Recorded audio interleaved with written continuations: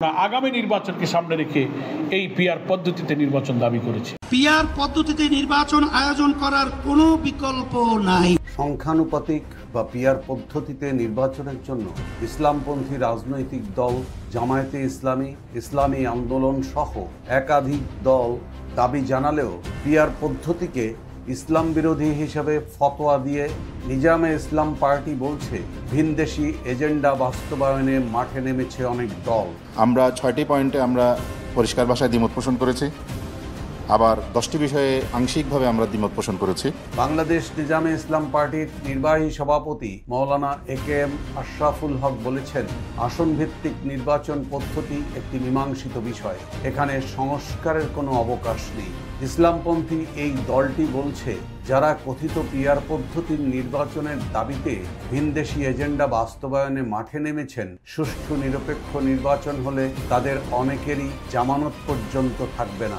ইসলামী কিছু দল যারা প্রচলিত নির্বাচন পদ্ধতির বাইরে যে আনুপাতিক তথা পিআরের মতো আজগুবি নির্বাচন পদ্ধতি দাবি করছে, তারা জানে না যে পিআর পদ্ধতিতে নির্বাচন একটি ইসলাম বিরোধী পদ্ধতি। কারণ রাষ্ট্র পরিচালনার জন্য ইসলাম জনগণকে যোগ্য ও ভালো ব্যক্তি নির্বাচন করতে বলেছে, দল বা প্রতীক নির্বাচন করতে বলেনি।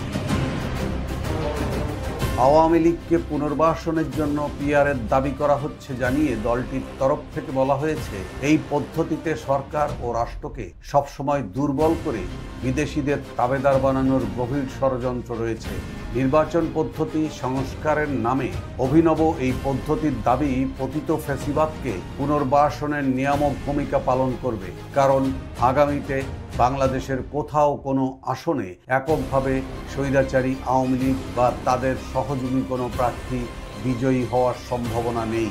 কিন্তু এই আজগুবি নির্বাচনী পদ্ধতিতে আনুপাতিক পার্সেন্টের হিসাবের মারপ্যাচে তাদের বেশ কিছু আসন পাওয়ার সম্ভাবনা তৈরি করবে, যা বৈষম্য বিরোধী আন্দোলনের পর পরিবর্তিত পরিস্থিতিতে এদেশের জনগণ কখনো মেনে নেবে না।